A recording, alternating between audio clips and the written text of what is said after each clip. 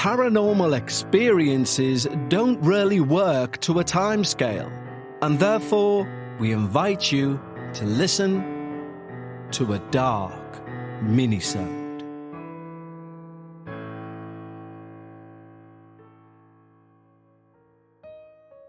Hello everyone, and welcome back to another Dark Minisode. Of course, we're back with our listener experiences this week, before we get to Friday and we finish Season 17 with one of the most anticipated finales that we've done. That's if your correspondence is anything to go by. And we'll also have on Friday's final episode of Season 17 some interesting news regarding the format of Season 18 onwards. I've always stated that this is your show and I'm merely the host, and that is indeed the case, and therefore the changes that we will put forward for Season 18 have all come via suggestions from you. And the reason for that is because it's your listening experience. You are the guys who allow this show to keep going. And although I'll never allow the show to sway away from the reason it was created in the first place, I do always want it to be evolving. So a huge thank you to anyone who's given any sort of feedback at all this season, and especially our Patreons, who have been pivotal in how the show is going to move forward. Now, of course, with this being a minisode, we don't do the full Patreon spiel, but if you would like access to 70 plus hours worth of Patreon-only content, simply head over to patreon.com/The Dark Paranormal. And now's a good time to do so, of course, because after Friday, we do take our standard few-week break before Season 18 begins. And it would take a good few solid days without sleep of non-stop listening to get through the entire back catalogue of Dark Bites. But let's get right to today's minisode. Hello. I recently found your podcast whilst looking to scratch the supernatural itch through Spotify, and it happened to catch my eye. I've just started all the way back in Season 1, and I can't wait to see how the series evolves. I'm loving the stories and your presentation. I have no idea if my stories will be appropriate for your show, but if they are, it would give me a great sense of ease to share them. I'm from New Jersey, but I wish to remain anonymous, aside from that bit of information. I unfortunately don't believe I can ever verify these stories to be true, aside from the fact that I am swearing them to be.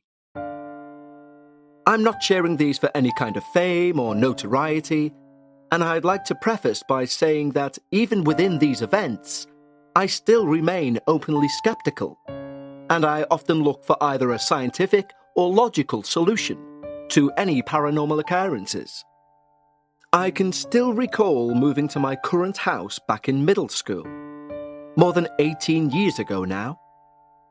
We'd moved just down the street from our old home, as my younger brother was born and my family quickly realised we were going to need more space to raise a family of 4, whilst also remaining close enough to my grandparents.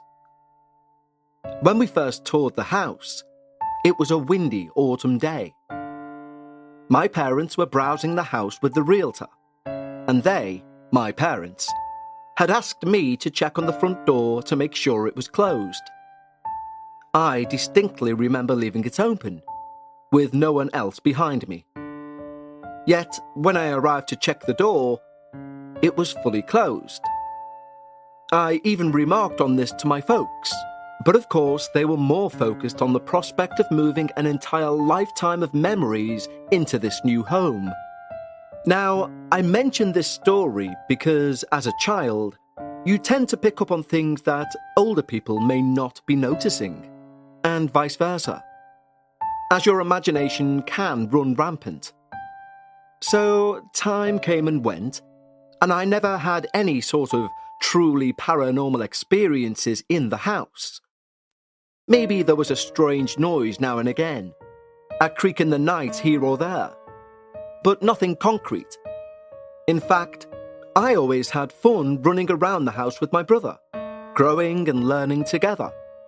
There were a couple of places within the house that felt a little odd, but nothing remotely near the realm of scary.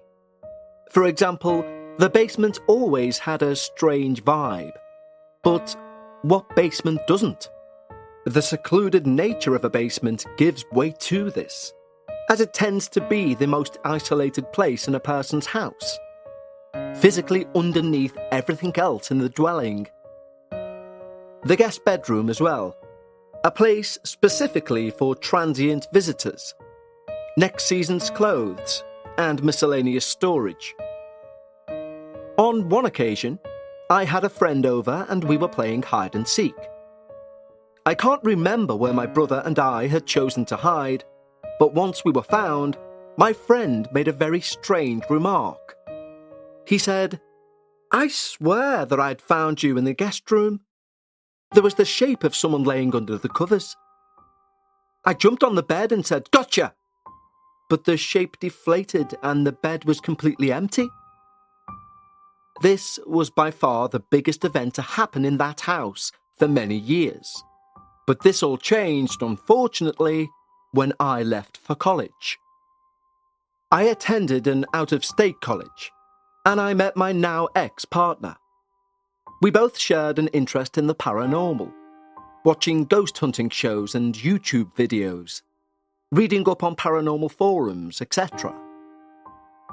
Oftentimes, they spoke of growing up and how strange their home was, how, as a child, they frequently saw paranormal occurrences, and they had a great sense of unease in the house. But importantly, they mentioned that something may be following them from the house. My ex would talk about how they could never really feel at ease in any location or at home, always feeling a slightly negative presence. I chalked this up to borderline insanity, and I tried to find any number of explanations for their childhood delusions. For all I knew, the walls of their home could have been lined with lead paint, or had carbon monoxide leaks. When winter and summer break rolled around, I would return home for those short months. But something would always feel askew, as if it wasn't the same house that I grew up in, and there was a proverbial cloud hanging over me.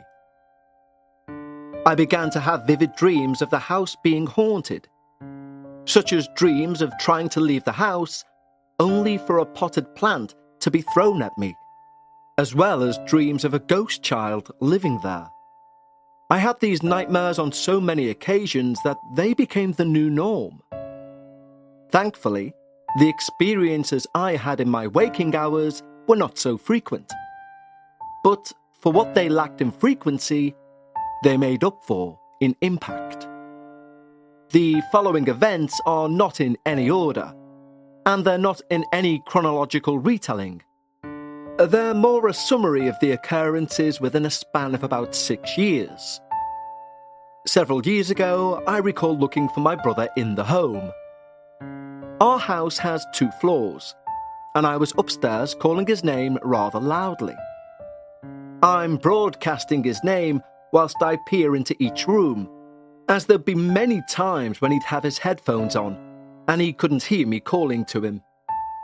I was approaching the guest bedroom, and I began to yell his name, when, from the right top corner of the doorway, a bright light, or a wisp-like shape, flashed at me, as if to say, "He's not here, go away." I immediately did a spin about and marched downstairs, not wanting to provoke that any further. On another occasion, also upstairs, my brother and I were playing on a video game, talking about character stats and matchups, etc.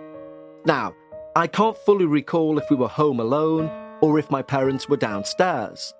But regardless, no one except us were upstairs. So you can picture the scenario better. If you came up the stairs, there would be a small landing, and from there you'd have my parents' room to your immediate left, my room directly in front of you, and my brother's to your right. And down the length of the hallway behind you, you'd have the guest room and the bathroom adjacent to it. So from my brother's room, you can see into my parents' room. Or rather, the doorway and a little bit of the room. We were chatting about the game and one of us said something similar to, And this character is such a bottom tier, right? And from my parents' room, we heard a very distinct, feminine-esque voice respond with, "Yeah." My brother and I froze. But to not give it any attention or credit, we continued the game. At another point in time, I was in the bathroom, and I heard a very distinct groan or moan from the guest room. And this time, I was definitely home alone, as my family had all gone somewhere whilst I chose to stay behind. And they were gone for some time. Sometimes the phone would ring randomly, and when I'd pick it up, the voice on the other end was some unintelligible gargling. And whilst in the basement, I would always hear things move or shift around, but I could never spot anything being moved. I listed these events, relatively minor events, first, because they really didn't frighten me so badly. But 3 events left me petrified.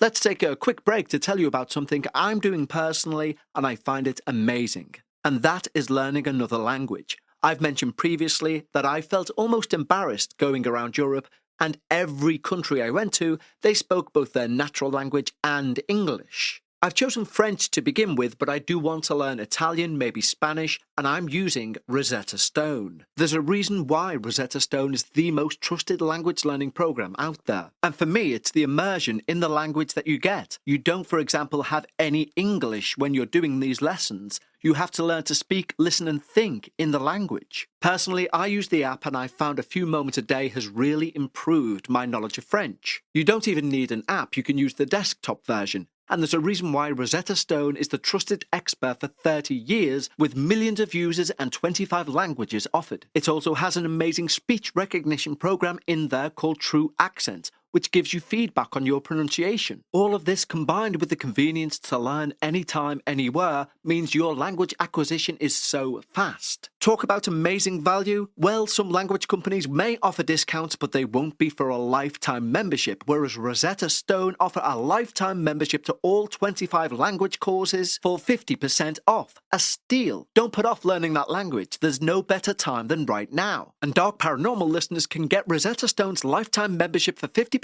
off by visiting rosettastone.com/today. That's 50% off unlimited access to 25 language courses. For life. Redeem your 50% off at rosettastone.com/today today.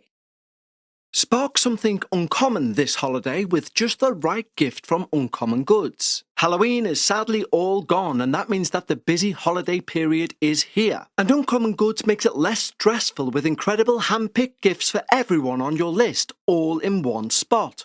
They literally scour the globe for original, unique, handmade, absolutely remarkable things. I've mentioned earlier that I've bought a purple glass-blown wishing ball, and that was for the person in my family everybody struggles to buy for, but I know they're going to love it. And that's the amazing thing with Uncommon Goods. You're buying emotions as well as gifts. You're buying either that's exactly what I wanted, or you're buying I've never seen that before, that's wonderful, you know me so well. And when you shop at Uncommon Goods, you're supporting the artist, the small business, and many of these handcrafted products are only small batches, so shop now before they sell out. And although I sincerely believe that anyone listening to this show could fill half of their list at least on Uncommon Goods, don't think for a moment it's all quirky things. From book lovers to die-hard sports fans, Uncommon Goods has something for everyone. Not the same old selections you'd find elsewhere. And on top of all they do, if you purchase through Uncommon Goods, they give back $1 to a non-profit partner of your choice. So when you shop through Uncommon Goods, not only will you make somebody's day that you know, you'll also be giving goodwill to somebody that you don't. And they've donated $3 million to date. So to get your 15% off your next gift, go to uncommongoods.com/darkparanormal. That's uncommongoods.com/darkparanormal for 15% off.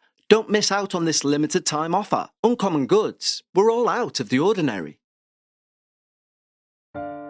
While away for break, my now ex and I would chat over video and phone calls at night. On one occasion, I was looking for a new spot to call them from, because the Wi-Fi would be spotty in the living room, where I normally called. I'd sat down in the dining room, and in front of me was the kitchen.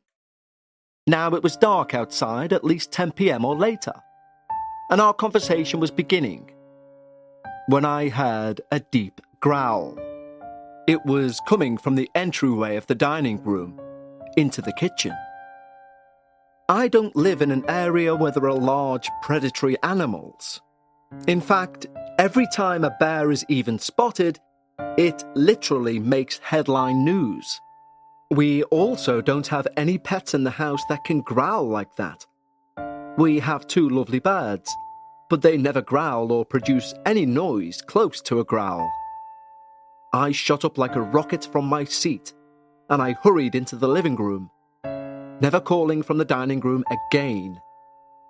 I was agitated the rest of the night, feeling like there was a pair of eyes on me always.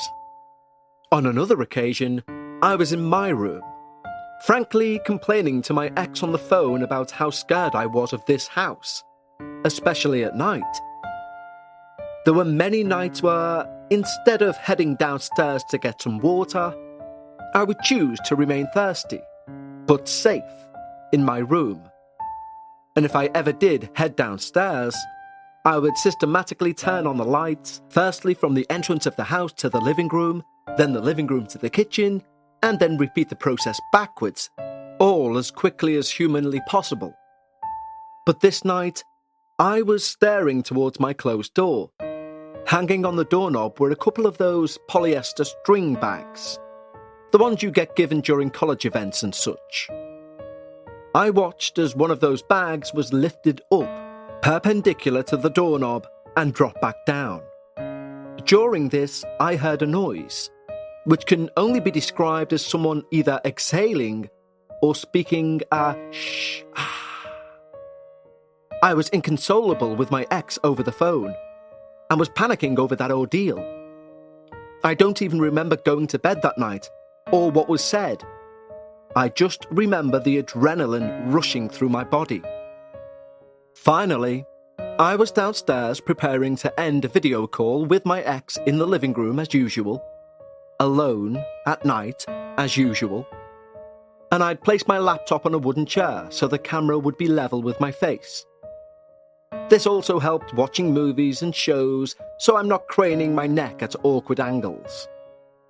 I'd closed the laptop and began to put everything back into place when I looked up towards the hallway that leads to the front door. From my living room, you can view the front door, and there is some excess wall from the stairs leading up to the second floor. From this excess wall/corner came a black, amorphous shape, vaguely resembling a human, but one that had an ink-like fluidity to its mass and colour. It was peering at me from the wall, and perhaps it noticed that I had noticed it. My eyes locked onto this, for lack of a better term, entity for what seemed like an eternity, trying to discern whatever it was. Then it slunk back behind the wall, no longer wishing to be observed. For a brief moment, I was eerily calm. Then a panic overtook me. I immediately called my ex back, hyperventilating over the phone, grabbing my laptop while stumbling over a deluge of words, trying my best to describe what happened.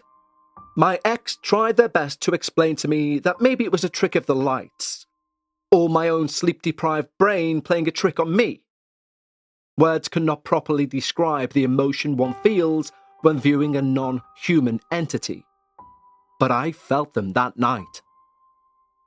Funnily enough, when that relationship came to an end, so did the paranormal events. It wasn't a sudden change, but it was certainly a change. They were less frequent, less extreme, and my nightmares also lessened.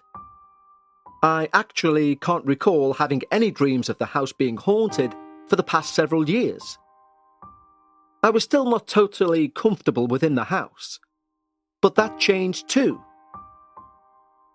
2 years ago now, I lost my dad, tragically.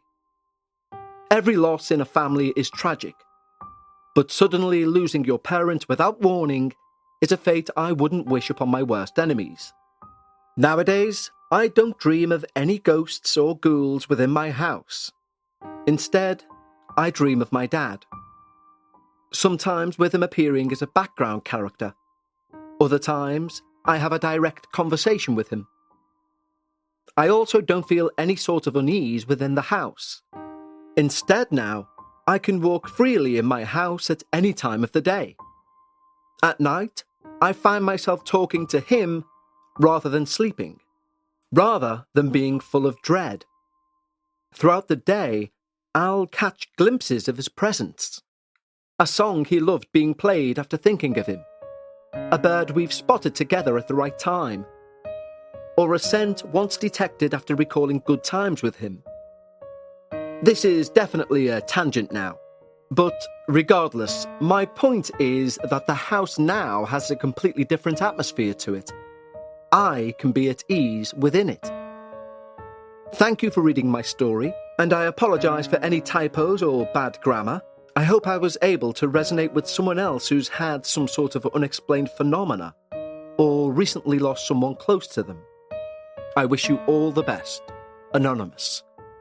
Well, thank you so much, Anonymous, for your submission for today's Dark Minisode. And your sentences at the end. Firstly, we don't judge anyone on how they spell or their grammar. If you can be understood, we can tell your story. I will always be a huge advocate for the word language to mean being understood, not to pick apart somebody's dialect or how they've used a particular word, or if they've said lent instead of borrowed, or whichever way you want to put it round. I don't care. If the story can be understood, then to me, your objective was met. Secondly, about your experiences hopefully resonating with somebody else, well, that's why this space exists. I know now it's not even theoretical to say that when people share paranormal experiences, it prompts other people to share their own. And we've got over 160 episodes on this feed alone to back that up. But Anonymous, thank you so much for sharing your experiences for this minisode, and on behalf of everyone, please accept our condolences for the passing of your father. I'm sure all of our thoughts and prayers go out to both of you, and thank you once more for sharing your experiences. Don't forget, if you'd like to submit your experiences, email contact@thedarkparanormal.com. But we'll wrap things up here for this minisode, and I will speak to you all again for our finale on Friday.